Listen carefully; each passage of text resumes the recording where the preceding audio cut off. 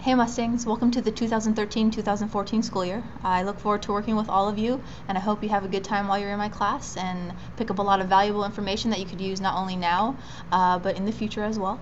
The whole point of this video is to go over the information that you need to know for creating your personal collage. It's pretty simple. The whole point of the personal collage is creating a visual representation of who you are. Think about your hobbies, your values, the things that are important to you, and create a collage. Bring all those images together to represent you. Now there's several different ways to do this. Here's an example of my personal collage here. I did it on the computer, so you can get a whole bunch of Google images and put it together and create your collage that way.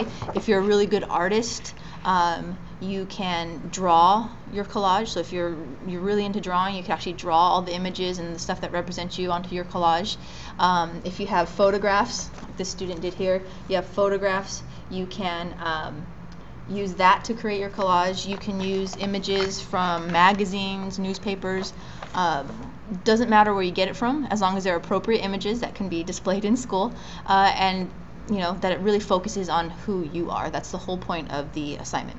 Now I showed you a couple examples there. You can even get a little bit more creative with it, like these students did here. So here's an example of a student created collage. Another example here. And here's one of my favorites. This student was very good at sewing, so this is what she did to represent who she was. And I mean, it's perfect. It's not huge, doesn't have a lot of stuff to it, but the symbols that she chose represented who she was at the time, or at this time in her life. Now, how big does your collage have to be? Well, 8.5 by 10 is usually 8.5 by 11 is usually what most students do it on. But I mean, some people might be thinking, wow, I really don't have that much that I would like to include to represent me. There's only a few things that I can really think of that really hit home on who I am. So you can do an 8.5 by 11.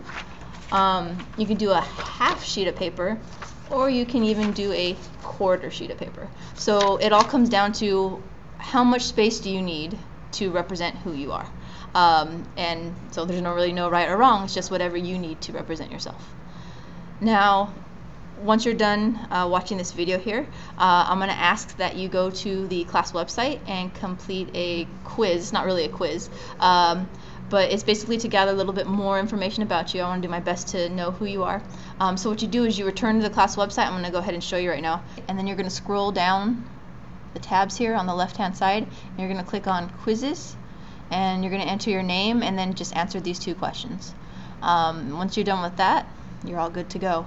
Now the whole point of this is after watching the YouTube notes, you're either going to have to ask questions or answer some questions at the end of those notes, and this is kind of just to get you used to that. Not a lot of questions, might be 1 or 2 questions, might just be, hey, what questions did you have about the information in these notes. So it's always nice to start getting your routine going. I hope you have fun creating your collage, and I look forward to seeing them when you turn them in next class.